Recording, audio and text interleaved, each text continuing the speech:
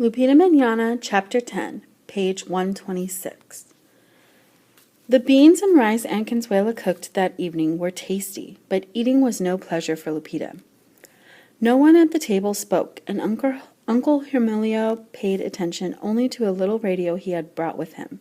He kept it tuned in to an English-speaking station. Elvio explained over the noise of the radio, "Papa listens to all of the gringo sports. When he went to school, he played on the baseball team." Suddenly, Elvio asked Salvador, "Are you going to the fields tomorrow with Mama?" "Si," Salvador said glumly. Caterina spoke up. "Sometimes on Saturdays, Elvio goes along.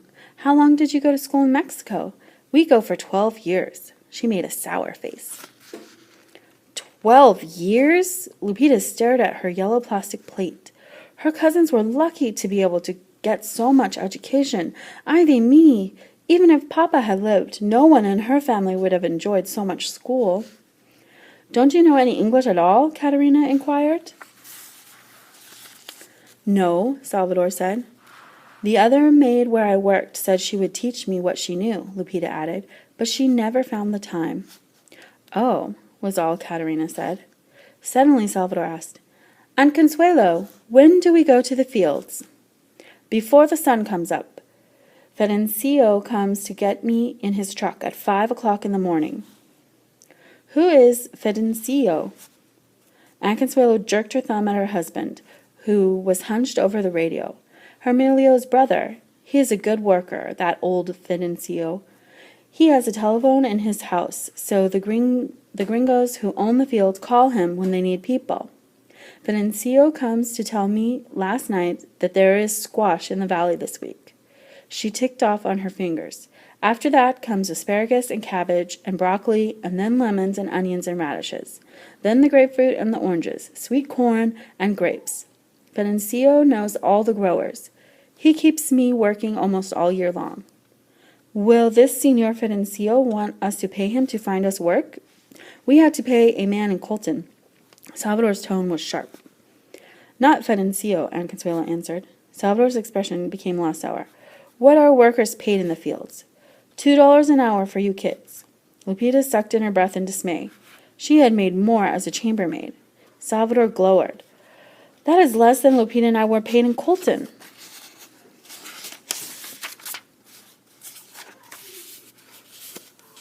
Aunt Consuelo shrugged.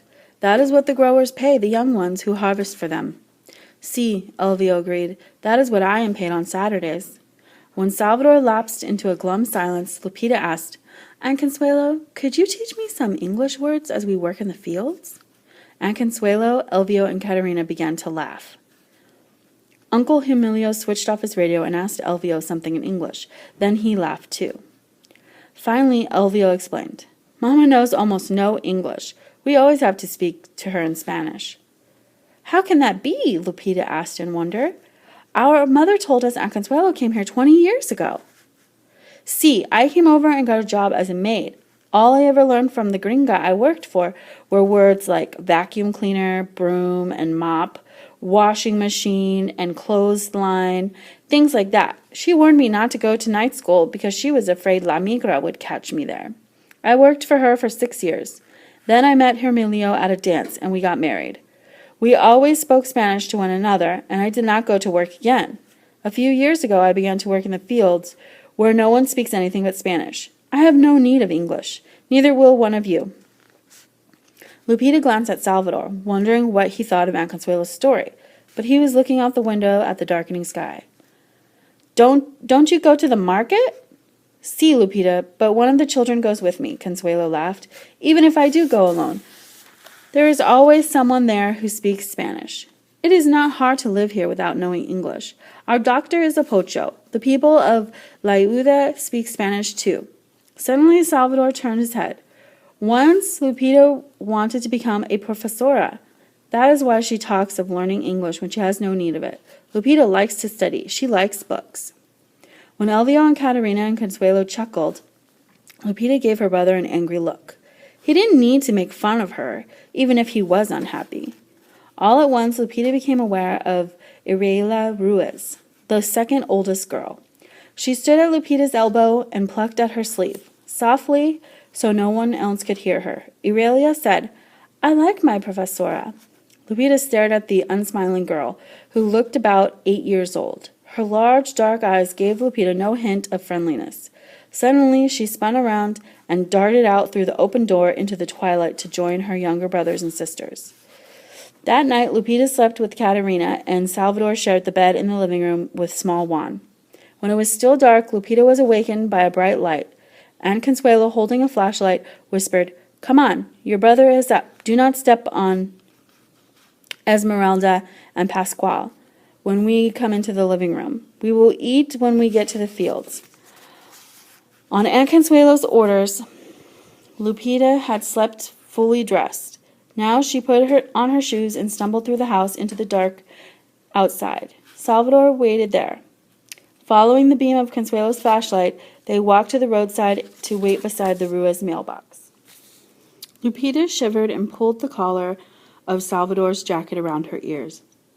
After a while, she heard the sound of an automobile in the distance, and soon she could see one headlight. Her aunt, who wore a man's straw hat, shone the flashlight on the road, and an old, battered brown truck drew up the mailbox and stopped. A deep voice called from the driver's seat, "Hola, Consuelo! What have you got there with you?" "Two of my sister's kids from Mexico, or maybe they are Hermelio's relations from Texas." The man laughed. "Okay, tell them to get in the back of the truck with the others." And Consuelo held the flashlight so they could see to crawl into the rear of the truck. 5 people sat there, all shabbily dressed, wearing straw hats, 2 middle-aged men and 3 middle-aged women. They looked at Salvador and Lupita curiously, but no one said anything. Chilled by the early morning air and afraid of the day ahead, Lupita started to touch the cross at her throat. She had forgotten it was gone. As soon as she got more money, she would have to buy another. A new cross would never be as precious as Papa's, but it would be better than none at all. Before long, the truck left the highway, turned onto a dirt road, and then onto another before it bounced to a stop beside a wooden building set in the middle of a flat fields. While there still was not enough light to see the crops, Lupita could make out the silhouettes of other trucks and people standing about. Aunt Consuelo got out, banged the truck door shut, and cried, "Lupita, Salvador, come with me. I'll take you to the boss." The boss was a big, red-headed gringo who sat at a table inside the shack. The overhead lights were so bright they made Lupita's eyes ache. The gringo gestured toward the Torres children and asked in harsh, queer-sounding Spanish, "What have you got here, Consuelo?"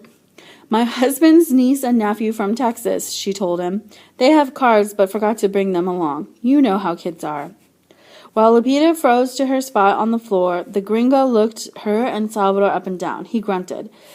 "They forgot, huh? I've never heard that before, but I suppose they can harvest squash. What's your name?" he asked Salvador, reaching for a piece of paper. "Joe Ruiz," replied Aunt Consuelo quickly. "This is his sister, Maria." "Ruiz and Ruiz, eh?" The gringo wrote down the names and said, "All right, that's all for now." "Si, boss, gracias. They'll be very good workers, you'll see." Aunt Consuelo herded Lupita and Salvador outside to where another man was handing out cardboard boxes. "There's food inside the boxes, food for now and later too," she said. "How long do we work here?" Salvador asked. "Until the boss tells us to stop, 1 or 2 o'clock." "What are we to do?" "Go find Financio. He will show you. He's brought many workers here and knows what the gringos want." "What does Senor Financio look like?" Lupita asked. "We have not seen his face." "He has hair the color of milk." Consuelo waved her hand and walked over to talk to some women standing in line for food.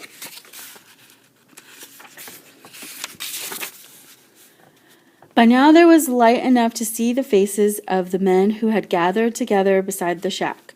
The white-haired man must be Senor Financio. He was long-faced like his brother Hermelio, but the resemblance ended. Financio was laughing with one of the other men and playfully pretending to jab him with his fists. Trailed by Lupita, Salvador went up to the group and waited to be noticed. After a minute, Financio Ruiz looked over. "Ah, you're the kids Consuelo brought. Did you ever box down in Mexico, kid?" he asked Salvador. No, Senor Financio. That's too bad. Boxing, that's one good way for kid to get ahead. Joining the United States Army or Navy is another.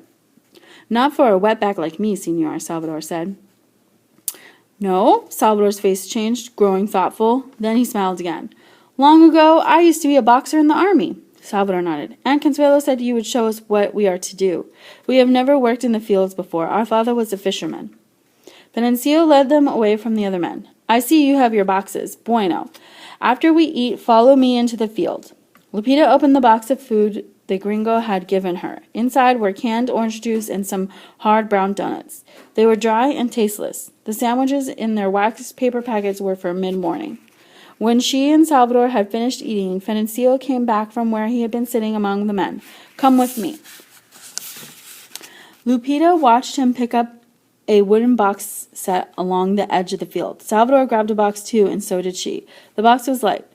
The crop to the harvested was summer squash, a small, scalloped-edged, pale green vegetable that grew close to the ground. Financio bent over, took hold of a squash, and broke it away from its stem. Then he put it into the box and, lifting the green leaves, began to hunt for squash nearby.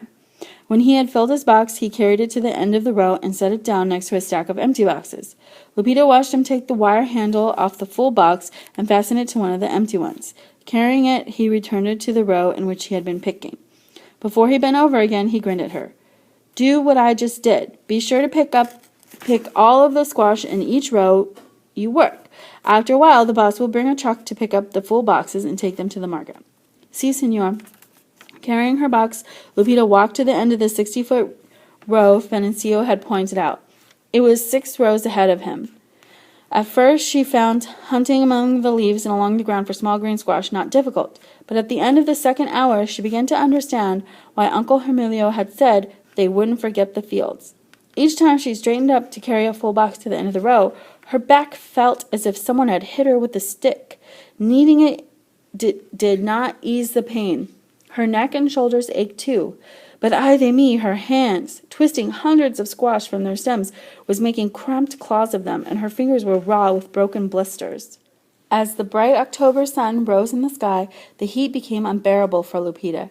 She perspired more and more heavily. First, she took off Salvador's jacket and tied it around her hips.